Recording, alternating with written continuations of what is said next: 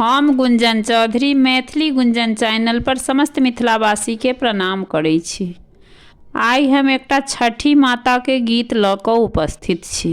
कोशिश करै छी जे ई गीत अहाँ सबके नीक लागत। गीत केहन लागत से कमेंट बॉक्स में जरूर लिखब।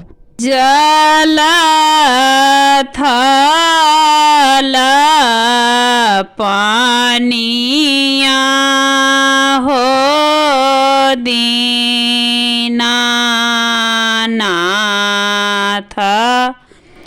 पबनैतिन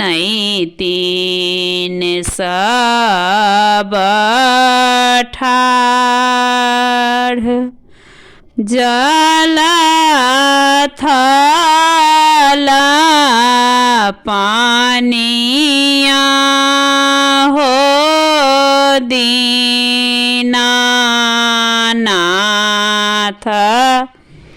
पबनैतिन सब ठाढ़ ओ गहक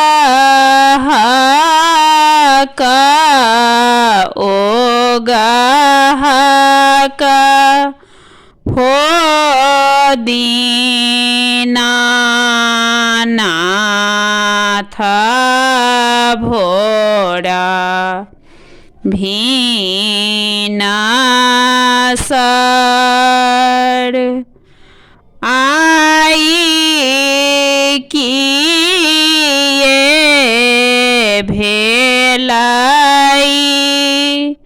हो दीनानाथ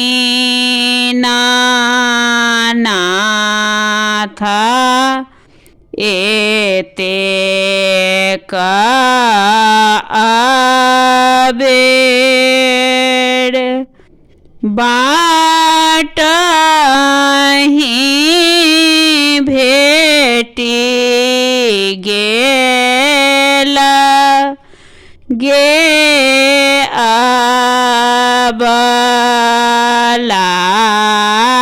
कोढ़िया ढेर काया दईते गे अबला भेला एतेक बेर बाटहि भेटि गेल गे अबला बाँझिन ढेर पुत्र दईते गे अबला भेला एतेक बेर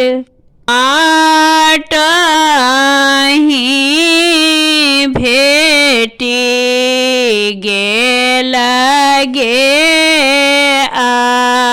अबला निराधान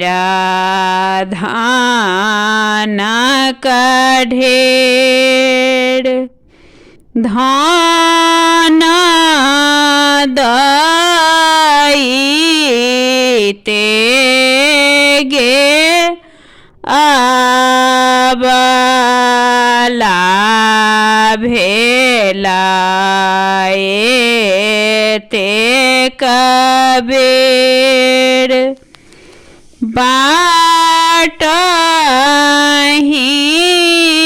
भेटि गेल गे अबला बालक ढेर विद्या दईते गे अबला भेला एतेक कदेर जल थाला पानिया हो दीनानाथ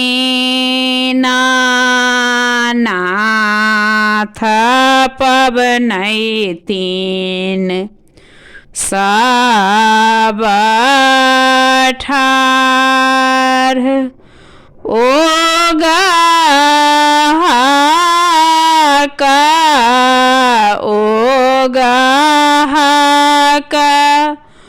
हो दीनानाथ